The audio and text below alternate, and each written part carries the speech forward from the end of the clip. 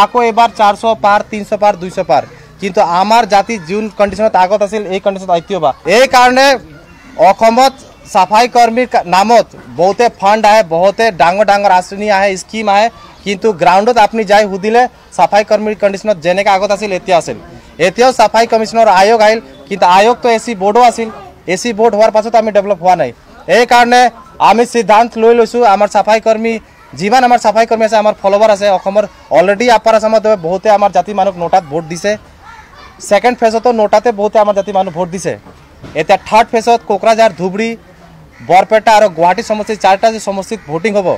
তাতে আমাৰ ভীম বাস্পৰ যি ভাল পায় যেনেকৈ আমার 3 লাখ সাপোর্টার আছে সেইবিলাক সিদ্ধান্ত লৈছে যদি সিএম সাহেব আমাক রিটার্নত আশ্বাসন নিদে কেনেকৈ আমাক কন্ডিশনটো ভাল কৰে কি হতে চিফ মিনিস্টার ইয়ে হয় ইয়ার পাওয়ার আছে ই যদি সিদ্ধান্ত নললে আমি এইবার ভোট টাইমত দেওয়ার টাইমত আমি কোনো পার্টির কথা না মন বলেন কই পার্টির কথা হ্যাঁ কোনো পার্টির কথা মানা নহব এতিয়া আহাকালি অমিত শাহ আহিব মোর হিসাবত অমিত শাহ এই ডাঙর ডাঙর ফ্লাইওভারত রেলি করলে নহব যদি অমিত শাহ ইচ্ছা আছে আমার জাতিক আগবাঢ়াব লাগে অমিত শাহ 22টা হরিজন কলেজ আছে গুৱাহাটী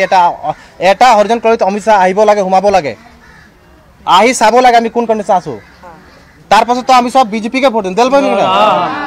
কিন্তু যদি ইলেকশন টাইমতে যদি ক্যান্ডিডেট আমার কলনিত আহে